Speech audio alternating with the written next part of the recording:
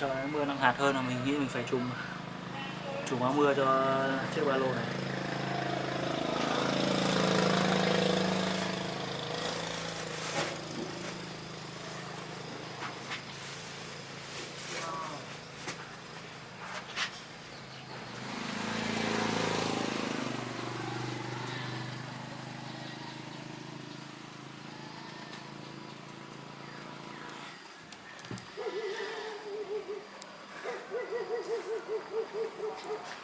Trời mưa khá nặng hạt.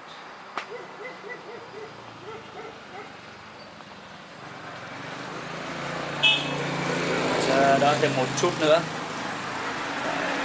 xem có ngớt mưa không mình sẽ đi tiếp.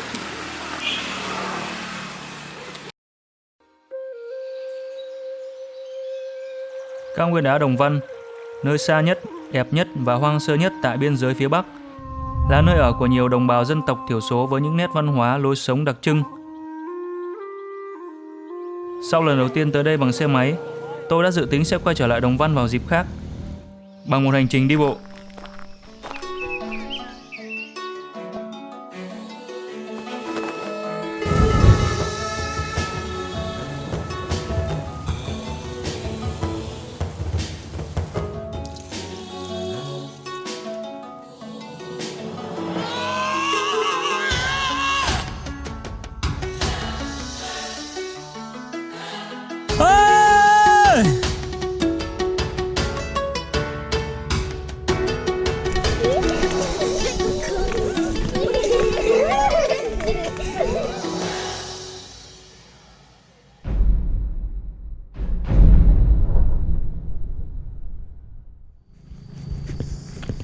Trời đã nắng lên rồi đây. Chào các bạn đã trở lại với tập 2 của hành trình đi bộ chinh phục cung đường từ thành phố Hà Giang lên cao nguyên đá Đồng Văn. Trong tập trước thì tôi đã đi ra khỏi địa phận thành phố Hà Giang và có một đoạn đường đi dọc sông Lô, chính là dòng sông chảy qua thành phố mà chúng ta đã thấy trong phần trước.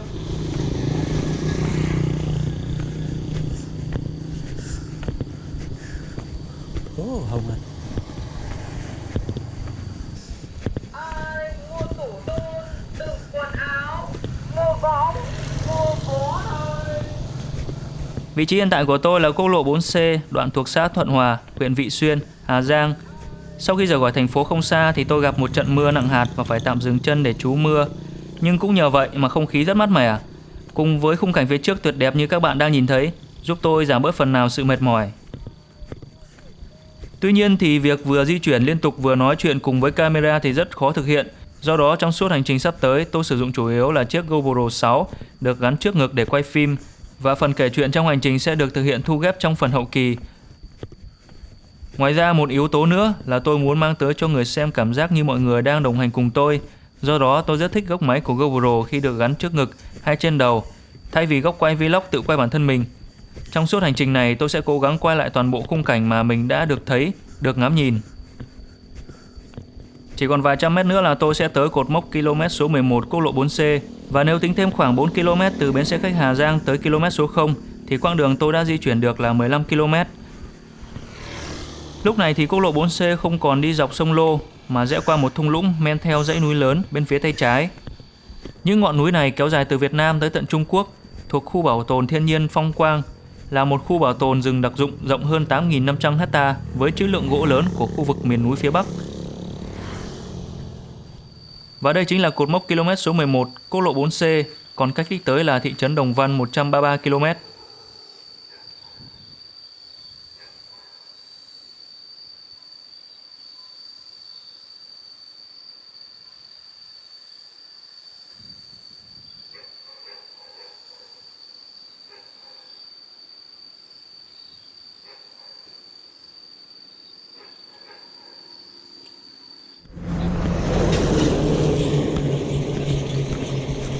Và tiếp tục là cột mốc km số 12. Do dung lượng thẻ nhớ hạn chế nên tôi cần phải quay ngắt quãng. Tôi cố gắng quay lại hết những khung cảnh đẹp và mỗi khi vượt qua được một cột mốc km.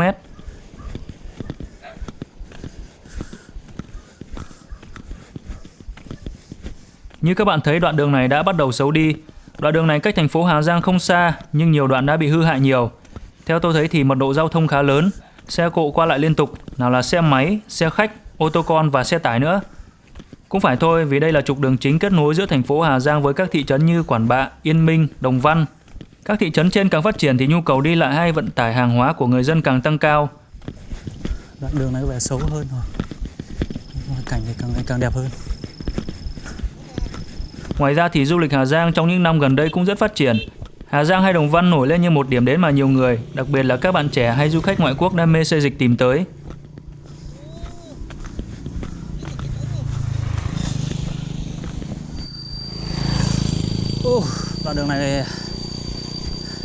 Đoạn đường này đẹp quá các bạn ạ. Tôi đi qua một xóm nhỏ, ven hai bên đường có một vài ngôi nhà, hầu hết là những ngôi nhà sàn đặc trưng của đồng bào dân tộc miền núi phía Bắc. Vượt qua xóm nhỏ này thì chúng ta sẽ nhận ra mình đang đi xuyên qua một thung lũng rộng với những cánh đồng hai bên, và xa xa là những dãy núi hùng vĩ với mây phủ trên đỉnh. Khung cảnh quả thật tuyệt vời.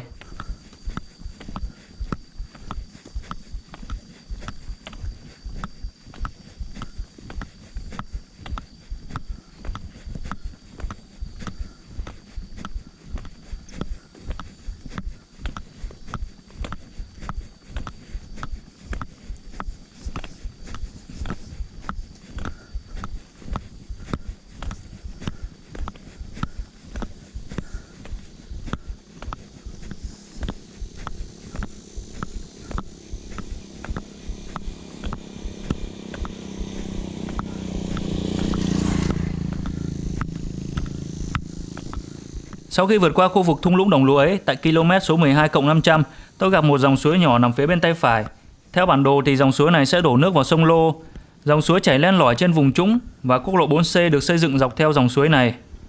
Nếu nhìn trên bản đồ và tìm lên thượng nguồn của dòng suối thì ta sẽ thấy tên của nó là suối Minh Tân. Tại những đoạn đường tôi đã đi qua thì đường nằm cách xa dòng suối này và bị che khuất.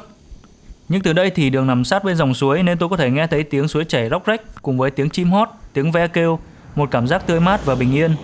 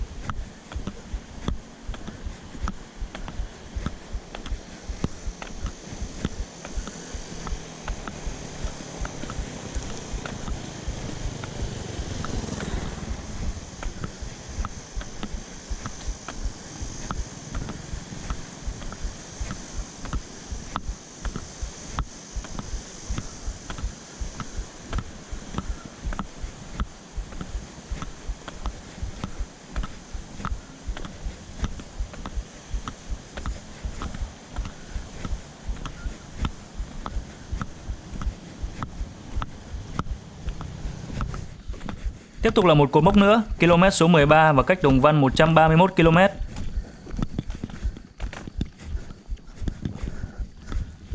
Km số 14 và lúc này tôi thực sự hơi đuối sức.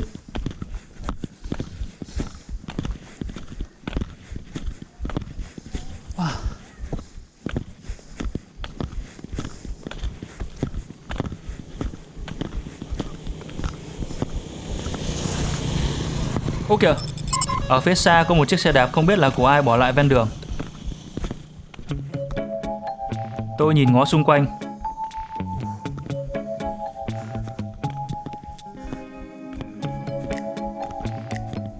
Không có ai cả. Chất đồ lên xe đạp và vọt đẹ thôi nào. Đùa thôi, tôi đi thêm một đoạn nữa, sau đó dừng lại nghỉ ngơi và phát hiện một điều thú vị trên ba lô.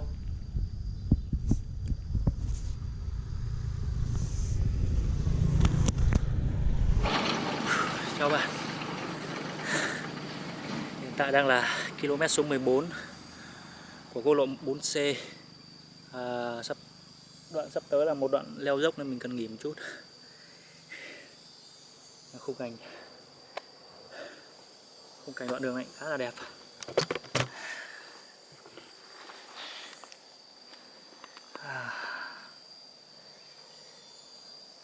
Đó là cánh đồng. Này là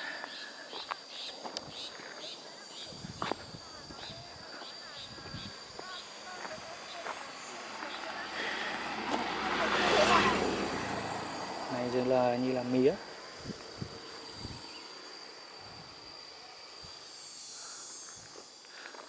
Đục mía.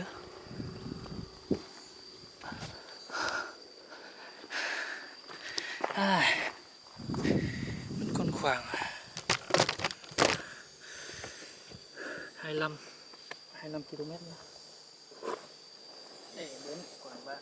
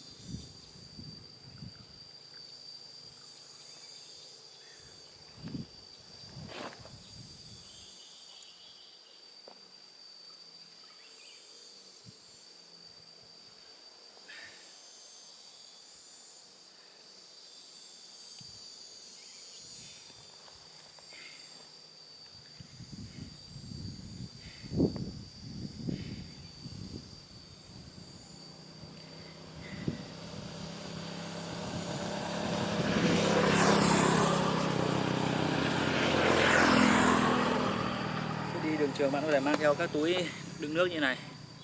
Túi này có dung tích là 1,5 lít.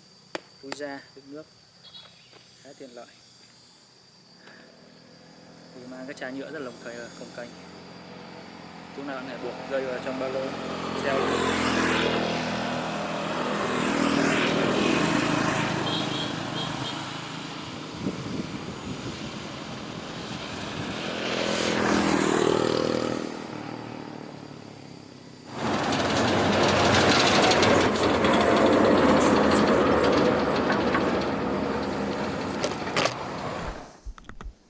Sau khi nghỉ ngơi một chút, tôi lại tiếp tục lê lết trên đường. Đúng, chính xác là lê lết. Đi qua đoạn đường mà tôi nghĩ là dốc, nhưng thực sự không phải. Đây chỉ là một đoạn đường hơi nhô cao một chút thôi. Những đoạn đường đèo dốc đứng vẫn còn xa lắm mới xuất hiện. Đoạn đường mà tôi đã vượt qua trong buổi sáng nay đều bằng phẳng, dễ đi.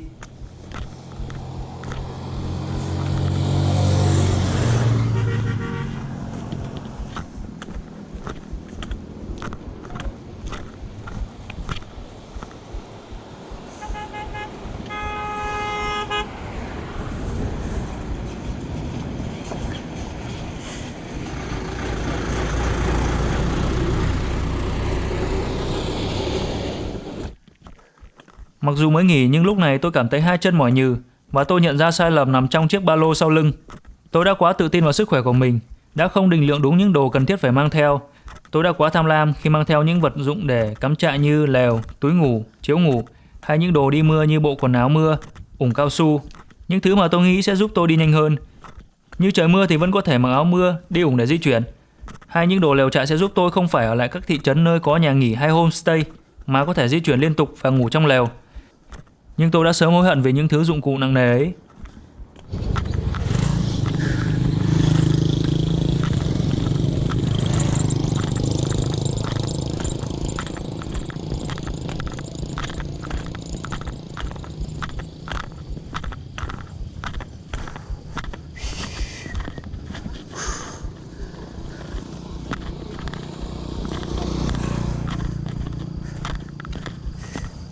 Lê lết thêm 2 km nữa, tới cột mốc km số 16 thì tôi lại tiếp tục nghỉ vì đã quá mệt.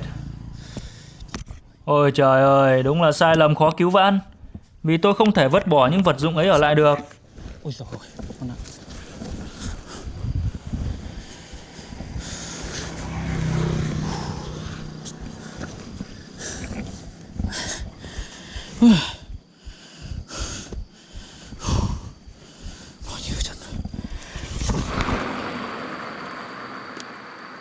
Tuy nhiên thì vì khung cảnh trên đường quá đẹp đã giúp tôi có thêm động lực để đi tiếp, và còn đủ sức đặt máy quay ở góc xa để quay một đoạn làm màu nữa. Ý ạ! Tiếp tục lên đường nào! Và hẹn gặp lại các bạn ở tập tiếp theo nhé!